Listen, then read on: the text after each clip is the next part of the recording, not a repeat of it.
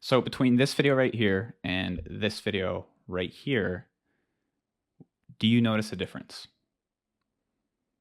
Okay, so I hope you notice the difference. The one over here is kind of trying to look good, and then this one over here looks much better. And you're probably wondering, why is that? Well, it's because there's a couple small changes that have been made to this video compared to this video that make it look way higher quality. And it's these small changes that I want to talk about in this video right now that you can apply almost instantly to your filming techniques that'll make a world of difference when it comes to uploading them to Instagram, TikTok, and just having much higher quality videos. So I'm sure you've seen people with high quality videos and it's like, how do they achieve that high quality look? I've tried it so many times and I just can't accomplish it.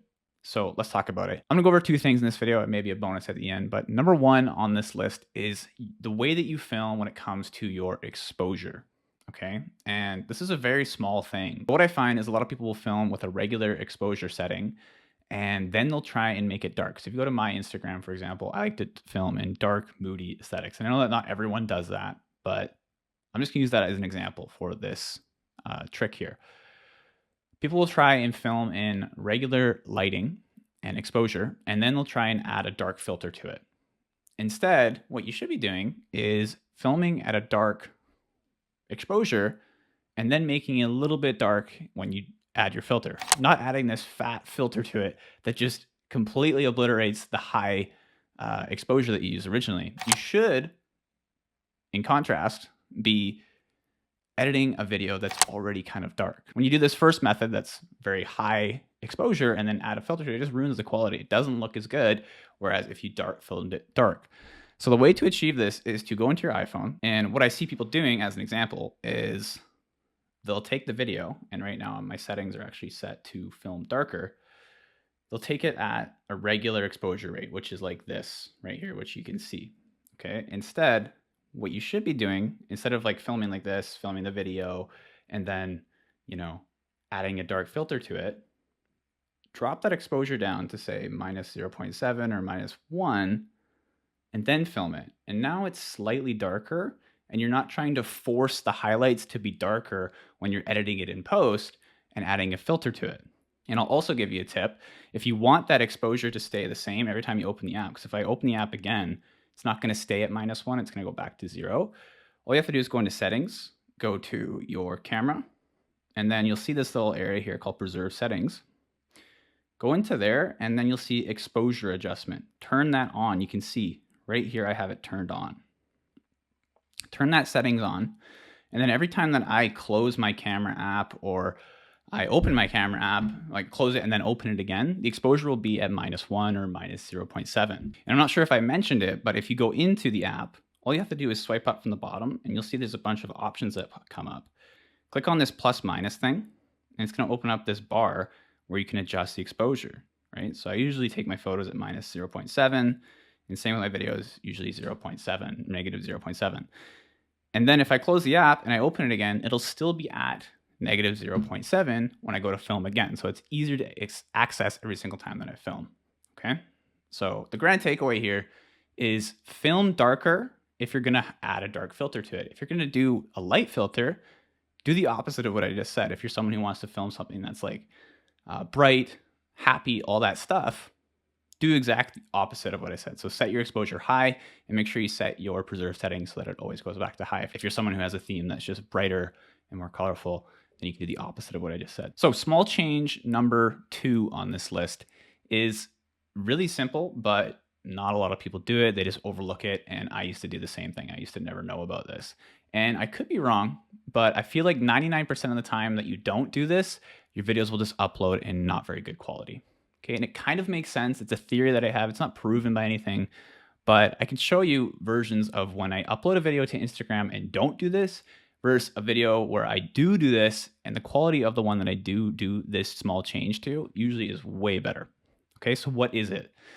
So let me put you through a scenario here. When you're uploading a video on Instagram or TikTok, you probably go to the Reels section on Instagram, you'll click the video, and then it'll show you a preview, and you'll click next, and then you'll upload it. That seems pretty normal, right? But what I suggest you do And what I do every single time that I upload a video on Instagram or into TikTok is I'll click the video. I'll actually do it here for you guys, just so there's an example.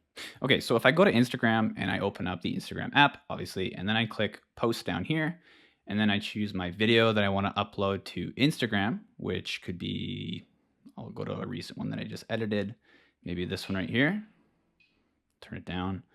What I'm doing here is I'm letting the entire video play before I click next, okay? The problem that I see a lot of people have is they don't let the video play, they click next just like that, they go through, and then they click share. And then the video is on Instagram, and the quality is usually pretty poor, okay? But instead, what I suggest you do, from the start, click on this button here, scroll down, find your video, I'll click it, and I'm just gonna let it play through 2 to 3 times before I click on next, okay? And I don't know if this is proven, but I find with my account, if I don't do this, the video uploads in very, very terrible quality.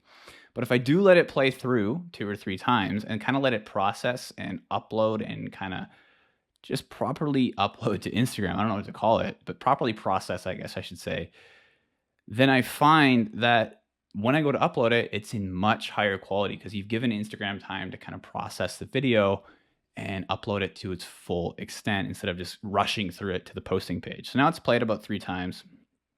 I'll click next. It's going to put this really weird dark filter on the Instagram video. Don't worry, it's not going to look like that when I upload it.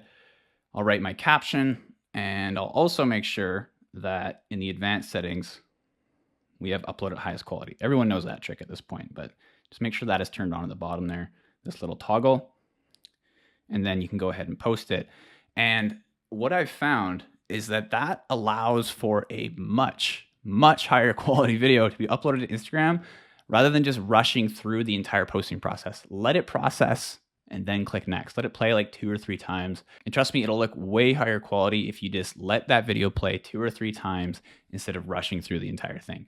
Let it play through, click next, and then share the video onto the platform. Finally, I'll give you guys a bonus tip, and this is a pretty simple one, but just don't edit inside of the TikTok or Instagram app. I find that whenever I edit the video directly in the app, it just uploads in such bad quality. I don't know what it is. Okay, I feel like it should be the other way around. Like Instagram should be promoting editing in their app and then having it upload in higher quality once you upload it to Instagram, but it just doesn't seem that way. So edit outside of it, edit in CapCut, edit in Adobe Premiere, edit in DaVinci Resolve, Final Cut Pro, an external editing platform, then upload it to Instagram and then post it, okay? And like I said in the beginning, so crucial, do not overdo your filter. The more you crank the contrast, the more you crank the highlights, the more you drop the exposure, the lower quality the video gets because it's not in its original filming format that you filmed it in. So it just doesn't look the same. So be generous with your filtering, but don't overdo it, okay? It's very, very important that you don't overdo it because it'll upload in lower quality and it just won't look very good, okay? So hopefully those 2 small changes plus the bonus one at the end give you guys a little bit of an edge over people who may not know these tips, and you can apply it to your account, have higher quality videos, grow your accounts better, and get better results, okay? And if you're someone who wants to learn more about this kind of thing, there's a free Discord link down below to the community. I'll see you in there. But that's it for this video, guys, and I'll see you in the next one. Peace.